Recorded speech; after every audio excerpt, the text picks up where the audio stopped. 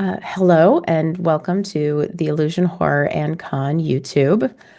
We have partnered with the folks at Cult Divinity Lost to bring you an interview series on the creative voices behind the Cult Kickstarter, Dark Realms, and Other Horrors. So the Kickstarter campaign is still live and it is open until February 28th, 6 p.m. CET. I am Crystal, and this is David. We are two-thirds of the Illusion Horror and Con, and today we're speaking with Seth Skorkowsky, one of the talented writers behind the stories that Kult is bringing us in this Kickstarter. So. This series aims to give our audience an inside look at the creative process, from the initial inspiration to challenges of crafting and compelling horror narratives. So, let's just have Seth introduce himself and, who are you? What do you do? And maybe just part of your writing journey. Okay. Well, hi. I am Seth Skorkowsky. I am an author and YouTuber. I've been writing for, God, I think my first short story came out almost 20 years ago. So I've been doing this. Well, it was my first sale. It took 2 years to hit print. So I've got time. I got 17 years. So I have been writing fantasy and horror for just a long, long time. I've got my Valdekin monster hunting series that's got 4 novels, and then Ashes of Onyx, which is kind of a weird fiction, so kind of a horror, fantasy, sci-fi, everything else sort of thing with the King in Yellow and Carcosa. I've been tabletop gaming for 30 something years now, and it just kind of fit together very well. I grew up reading a lot of Clive Barker when I was a kid. That was like my go-to, because a lot of people didn't realize he was mostly fantasy, and his short stuff was the horror. But he always had a darker edge to his fantasy. But most of it was like portal fantasy. If you really get down to it, that's really what Barker was all about, and it's kind of what it was. I got into Kult actually after a interview I did with Pedernallo several years ago, and he sent me a copy to look at for review. And I told him that it's like, normally I most of the time I never review it because I have to play it. It's kind of my personal rule before I actually do a review. And he said he was willing to take that risk. He thought that I would dig it, and he was absolutely right. So that was during 2020 is when I started getting into Kult, because I had heard about it. I didn't know anything else other than there was a horror game called Kult, and that was 100% of my knowledge. So, yeah. But yeah, no, I've been playing and running it for a few years, and I love it. All right, great. So let's get into your contribution to this newest Kickstarter campaign, your scenario all inclusive. And without being too spoilery, how about you tell us a little bit about it? Essentially what happens is the player characters are invited, kind of strong-armed really through blackmail, and they're invited to a luxury, all-inclusive island resort. And there is something that is being held above them, like against them. Also, there is something that they want as a potential promise. With the pre-generated characters that it's like an item they need in order to do a ceremony to stop a thing they accidentally summoned. But it could be anything depending on what your campaign is. And they end up at this super luxury resort with the famous and wealthy, very, very posh. And then, of course, everything goes terribly, terribly wrong because it's a role-playing game, and that would just be kind of a lame adventure of like you go there and you have cocktail shrimp, and you swim with dolphins. It's just wonderful. Anyway, it's a great session, guys. You have fun? Yeah. So that's pretty much it is. Red Moon Role Playing's been doing a playthrough of it. I haven't Hmm. finished the second episode. They just dropped that yesterday, I think, Hmm. and I Yeah. was busy with a bunch of other stuff, so I've got like 20 minutes in. So Okay. I'm kind of excited to listen to how kind of how they did it, because every group runs Hmm. things differently, and Yeah. Yeah. and I think there's a negative thought that people believe. It's like, well, if you run a scenario, it's the exact same adventure as everybody else. Like, oh no, they're always they're always weirdly different. So it's kind of fun to see Yeah. how different things are interpreted or how different things are approached. So I'm enjoying that. Mhm. Yeah. Hmm. Yeah. We have held off on listening to the Red Moon role playing yet, just so that we're not accidentally Spoiled. spoiling things. Oh, Or, yeah. well, the pregens that we used, I did not want to do pregens. Mm. Mm. One of my criticisms that I actually had with a lot of scenarios is a lot of cult scenarios, because it's such a narrative game, are Mhm. very designed to be specifically for the character, like for the pregen characters, and it's really difficult to kind of remove those characters if you're working a campaign and you like to try a fun little scenario with it. Like Mm. separating the characters from the adventure is really tricky for most of them. So I wanted to have this general thing, and Petter was like, "Hey, I hear you. That's cool. I want pregens." So I had to put together some pregens. Uh, and the pregens are actually the player characters in our cult campaign. I made some small tweaks to them, but it Nice. is actually our group. And so the two characters in the Red Moon role playing, the actual players are saying this is the most surreal thing, because these characters they've played for a long time Mm. being interpreted by somebody else. Like, this is surreal. And like, did you describe those personality traits? And I was like, no, they just somehow knew exactly how your character would behave. Spooky. The guy playing Virgil is nailing the real Virgil so well. It's unreal. That's awesome. Um, you mentioned already that you find writing pregens is a bit difficult because it kind of brings out the story too narrow, maybe, or tailors the story to the scenario. What other challenging things do you think are there when writing for cult specifically that maybe you considered as well when writing all inclusive? Um, with Cult, my approach also is I didn't want to hold back with when I written for other role playing games. There's an aspect of holding back, and with Cult, it was more of like, hey guys, stick to the horror contract, but I'm just going to go in this with both barrels, and I'm going to leave this down to the game master to look at their own group and decide how they want to pare anything down. But Mhm. I'm just going to go for it, and that was one of the approaches I took. And the other one is when you're dealing with a scenario that has when you're trying to do a general approach. Because when you do read it, you'll see it's like he's very obviously trying to make this very broad for anyone to use this to fit this into whatever it is. But you are using the things of the characters have a secret that they don't want to know.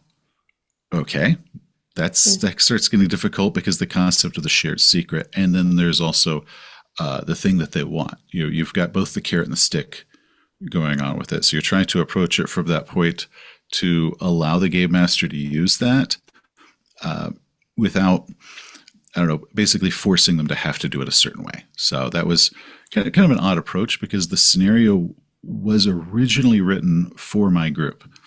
And I thought it was a cool scenario. So I just kind of hit up Petter. I was like, hey, man, you might like this. And he was just going about his day on a normal day. And he hadn't put out any call for anything. He's like, what? Huh? Yeah, sure. Send it to me. So I cold called him with this scenario like 2 years ago. So, I mean, I imagine that's part of Petter's normal day. It's like, it oh, I probably have is. this horror stuff that you should read. I'm like, Yeah. okay, sure. Um, yeah. What would you say instead of challenging? But what do you really like about writing for cult? What are aspects that you kind of like to control? I mean, especially personally, I like the dark secret and kind of the trauma aspect, the kind of in-depth development of a character and his flaws as you kind of weave the tale and develop. Um, I don't know. One of the things that I enjoy with Cult is with the powered by the apocalypse mechanics. You know, the everything's completely controlled by the player's rolls, right? If they roll poorly, that's when the game master gets to do something nasty. But otherwise, it's just kind of in their hands. So writing the adventures in a certain way where it is it's completely under their control, but the game master is still the one pulling the strings, which was really the one of the narrative thoughts to this one is the someone pulling strings. I don't know. I thought that was a fun little way of approaching it because if I was using this with another system, I would have done a lot of it very differently. Where it's a lot more of it is about trying to thwart. Well, and when you're doing the Powered by the Apocalypse, it's more about the players kind of become their own worst enemy, or their dice become their own worst enemy. And I have a player who is truly supernaturally dice cursed, so it's just delightful with him because I don't care what I don't care what like percentages and averages say. The dude is just dice cursed. So it's like it's always interesting with him. He's never rolled above a 5 in his life. So Always broken. Always broken. well, I mean, it's a big joke with us because I've played with him for 20 something years, and it doesn't matter what the game is. His dice will skew the worst direction. So it's like, hey, low is good, he'll always roll high. High is good, he'll always roll low, and it's just our fun little thing. I don't know what he angered, but he angered something a long time ago, and it cursed him with dice. So that's. Yeah, I don't know. That's just part of the thing that I enjoy is with that game. If when they attempt something always happens. There's no you fail. There's no you fail a roll and nothing happens. If you fail a roll, something will always happen, and that's just kind of a fun mechanic to work with because it also makes them really think about do I want to do the thing, because there's not just a I search the room and say fight it. There's a well, if I search through but it goes badly, things will actually go badly. There's always a consequence. And if you're dice cursed, it's extra terrifying. I find it interesting that so this it sounds like this scenario kind of spawned from just you playing with your friends, and stuff happened during when you were playing it, and you're like, oh, that's cool. Like that's so was it completely that way? Obviously you had to, think of some, narrative beats and that sort of thing to have your players run into. But yeah, what was that process like?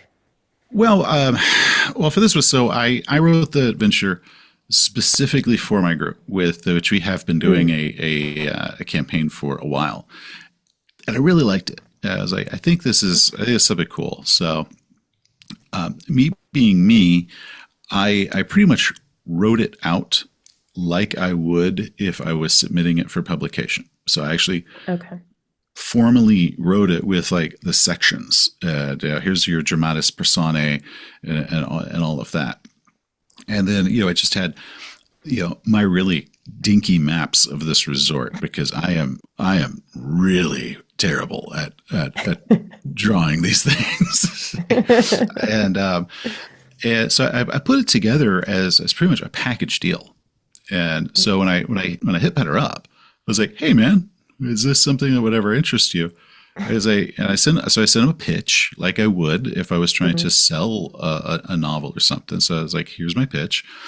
And he's like, okay, yeah, let me see it. So then I suddenly sent him like a 15,000 word scenario like an hour later. He's like, what? I was like, you wrote this? I thought you were just pitching it before you write. I'm like, no, I'm going to be running this anyway. So it actually made the scenario better, because when you're actually writing it for publication, you start thinking in a very big sense, versus if you're doing it yourself, that's good, I can work with that.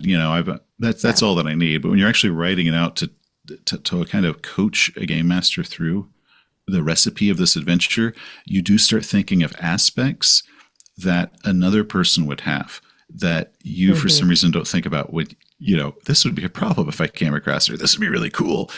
The scenario was so much better. So I sent it to him, complete, and then he came back with it's like, okay, can we make those changes? Such as originally it was a ski resort, and there was some conflict. He had done something recently with like the snow and blizzards and whatnot. Is it, hey, can we just change it up so we don't have too many that all have the same thing? It was like, no problem. And it was really easy to change it to a tropical island. But it was 95% done. And then because I actually hadn't run the game yet, I then got to play test it with whatever it was he requested. So it was it's kind of fun. Nice. And then I got to go back to him later on and say, hey, I play tested it. We got to fix these things because you always notice some weird thing you forgot until all of a sudden you throw players up against it. Oh, yeah, like, absolutely. I can't believe I would have forgotten that. Whoops. That's always the fun part when you have a draft and you run the scenario and you're like, yeah, this time I'm prepared. And then all of the players go to one location that you just mentioned and you're like, oh shit. Okay. Yeah. Or you think you're being subtle. It's like, okay, and you drop the hint that nobody catches it. And you're kind of sitting there like, I need to make this hint a lot more obvious. Okay. Yeah. We have a specific group of players that we play scenarios for that, like, okay, they're going to break the game. If it can be broken, they're going to break it. So they're a good test run. It's a very thorough playthrough that they do, questioning everything, and you're the one that actually starts to go insane when you're like, I didn't think of this. Okay, now I need to come up with something. And, but yeah, it's beautiful. Like they're fantastic players, and we really enjoy playing with them. Yeah.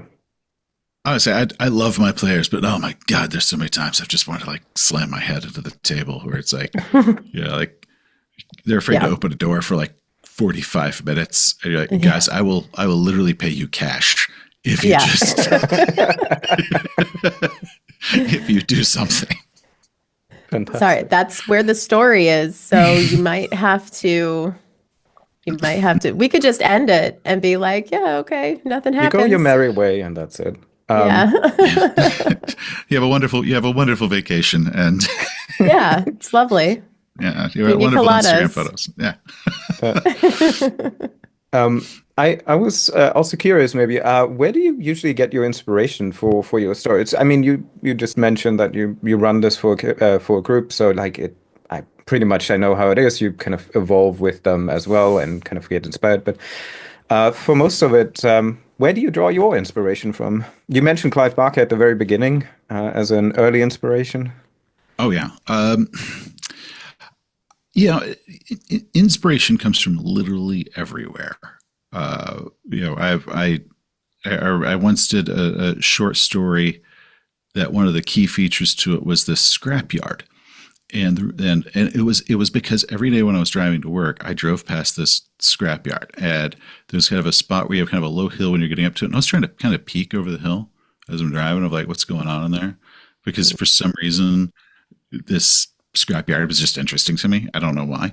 And, then that ends up inspiring a story. Then other days it's, some scene from some movie you half remember from 20 years ago that just stuck with you. And then later you watch the movie and you're like, yeah, I don't know why I remembered it this other way, but okay. Yeah. So it's like you kind of just pull from a lot of things. Now with role-playing games, there's also when your characters are giving you like whatever their backstory is, their dark secrets, their relationships and all that stuff. And you're trying to then weave all of that together, because that's one of the big things that even if I'm using someone else's pre-written scenario, I then try to weave it in a way to where it feels completely natural, that it makes sense that these characters would be doing this based off of who their relationships are or what it was they did before. So swap characters out with ones that they have relationships with. They're not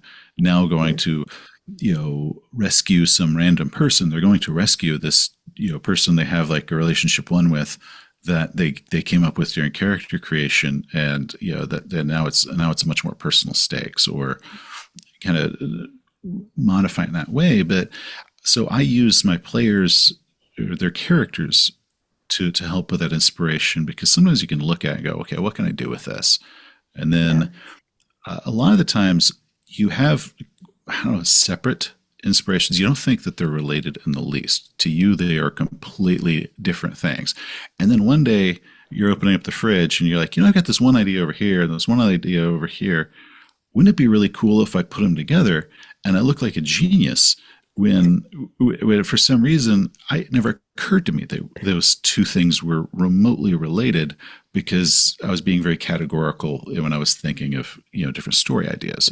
So a lot of the times when people say, where's your inspiration? It was like, man, that was like 6 different things. I just kind of reached into a junk drawer of different cool things I've been thinking about. And I'm like, oh, wow, they actually fit together. It never occurred to me I could assemble them. Nice. Yeah, I've heard that. I've heard that in a couple different places. Just, you take a story that you enjoy or that you don't enjoy, and just put it in a different genre, put it in a different location. Squeeze, add a different thing to it.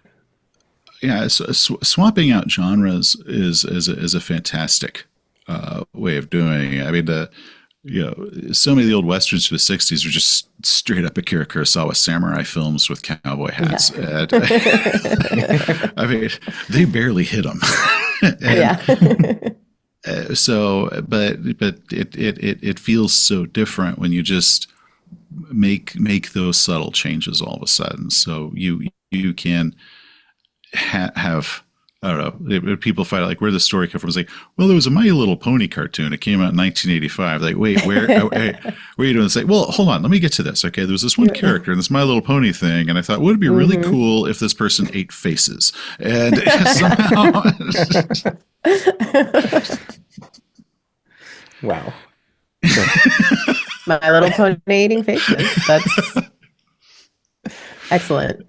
I know. Then, so if somebody watches the thing that you said you're inspired by, they're just going to be puzzled. Like, I think they're screwing with me, because they don't see whatever it was, little hook latched into your brain years ago that somehow inspired this. It's like it's almost impossible to find those threads, even if they tell you what they are, because it's usually something very subtle, very very unconscious things that just kind of you hold on to. And for some reason, when you are kind of coming up with stories, you do think of really random things that shouldn't go together that somehow do. Or there could be a scene from a movie, but the part that inspired me isn't what's going on in the movie. It's something random that's in the background. Or just the mood of what's going on. And I can have a completely different scene, but from my point of view, it's directly inspired by Silence of the Lambs or something, but to no one else it will have any similarity. But I was like, yeah, but that scene when Clarice is going into that warehouse and the mice are running across an old piano with a tarp over, that's what really inspired me. And you have to tell somebody this is where the inspiration came from. No one will ever figure it out, because you were fixated on something very minor in the background versus the action or the actual main plot. Yeah. So looking ahead, what are, if you can talk about any of them, do you have any upcoming projects, collaborations? Yes, and I can't talk about them. We expected as much.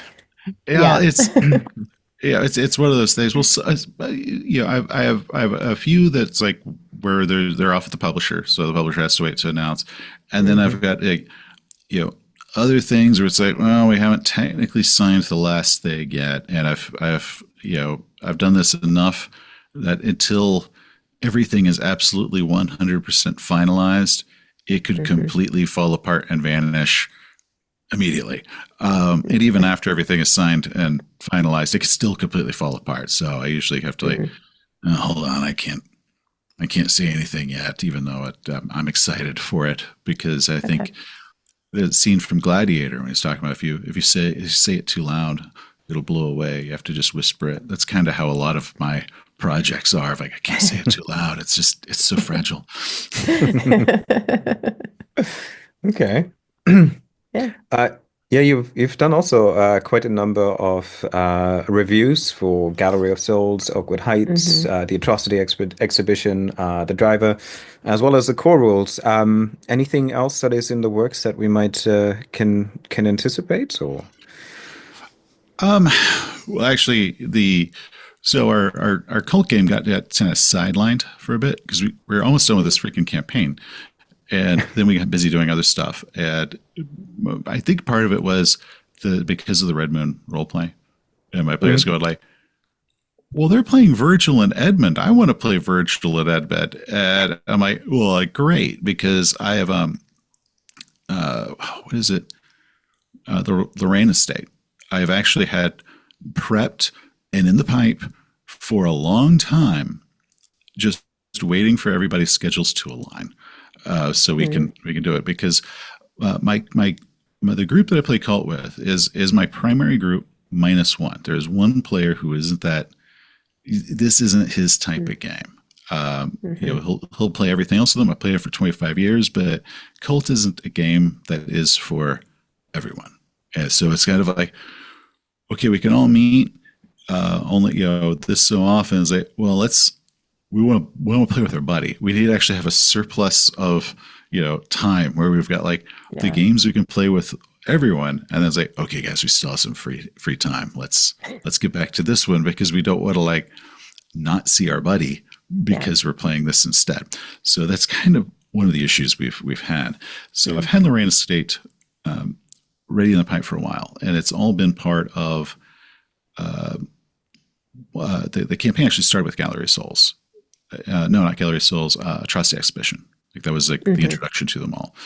And then there was another one. It's a cult campaign. It's a cult adventure, even though it doesn't say so, called Unland. It's a Call of Cthulhu scenario, which even the author, Scott Dorward, laughs and say, oh, no, it's an amazing cult scenario. I didn't realize I was writing one. I played it as Cult when I first played it. Same. To the point, I forget that it's Call of Cthulhu. So when people are like, hey, do you have any good cult? It's like, oh, yeah, do Unland. Oh, wait, I can't do that one. That one's technically not. Yeah. It's technically not Cult, even though it is. It is in every way. Absolutely. So those are actually been the same characters, which means I've had to make the appropriate changes. So for those characters, it feels logical that one event is leading to another, that's leading to another, and it all goes back to their shared dark secret when they're all in college together, sort of thing. So that's, I'm looking forward to it. I want this story to end. Our cult game, it was the questions. When you do a character creation, there's these questions you ask at the end. This is the only set of player characters I have ever had where I loved each of them equally. I have had some amazing groups. I've had some amazing campaigns. And there's always that one character that you love more than the others, or that one that, they're there. Yeah, they're fun. I'm happy they like it. But Are they funny or something? It's like hell, I think they would actually like to have another character, but they want to keep trying this one. Okay, but so there's always you have favorites because this one is the only time I've ever loved all of them equally. And so you don't want to actually. Everyone's attached to everyone else, so it's been a wonderful dynamic because the characters freaking hate each other.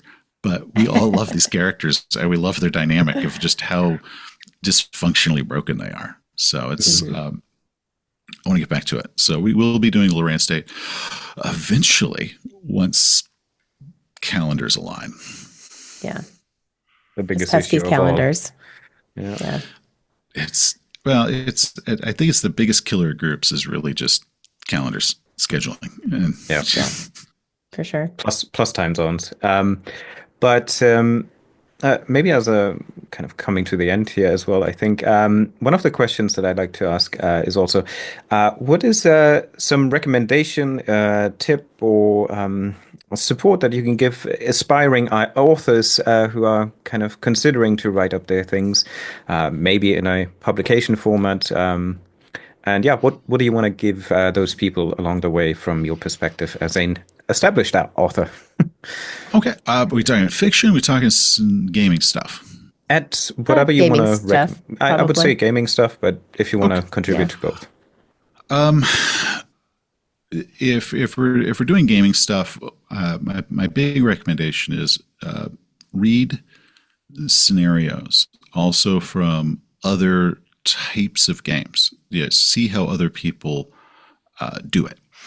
And always remember that if you're writing a scenario, you are not writing a story for the game master to read and enjoy. You are writing a recipe for the game master to create something with. Kind of a classic mistake, especially with very narrative based games, is they're presenting it to the GM like a story, like they're just going to sit there on their couch and read it and have a great time. But it's like, no, you need to. This needs to be like a brownie recipe. They need to start off knowing at the end of this, I'm going to have brownies to serve to this many people, and it's laid out in a way that is easy to follow, and for a game master to find easy to navigate. Because once it meets the players, all of a sudden they're not going through it in any moderately sane order. So you don't. It needs to be where the GM can find something very quickly. They don't have to go through a ton of fluff text to find it, and there is a logic to its layout, and there are no surprises. Don't have it be 2/3 through I find out who the bad guy is. The GM needs to know page 1 who the bad guy is, sort of thing, and what the moods and goals are with this scenario. Like, is this a game about paranoia or is this survival horror? What's the mood? What's the flavor? And that's one of the big ones that I always tell people with scenarios is you aren't writing a story, you're writing a recipe. Yeah. And that's what makes really good scenarios is they're easy to run. Because I think some people write them to be more of couch reads, but I think they're just terrible to try to navigate when you're running a game. And if very simple recipe style is actually my favorite style scenario, and those are very well done. And different games will have different approaches. Kind of use the ones there, such as I completely stole the dramatis personae, the way I did that from Call of Cthulhu in this Kult scenario. It says dramatis personae. Here are the main characters. Here's a little bit of their motivation. Here's this. No stats. Yeah. This is just sort of the GM to look at and go, okay, I got their personality down. And if you want stats, they're all in the back. But this is just for when they meet that person, the GM can look at this and they can say, this is what motivates them. This is what's going on with them. This is what they look like. Good. And that is completely stolen from another game. But I find that style so useful for running. But if you only read the scenarios or something for that game that you're writing for, it's going to not stand out from them. So really diversify what you look at, and you can end up bringing something new that other people who read those scenarios probably haven't seen before. All right. Fantastic. Special bonus piece of advice, cold call Pedernello when you have an idea. just randomly. Just hey man, how's it going? Yeah. Fantastic. No, don't actually do that, kids. Please don't. Too late. We've already said it. Too late.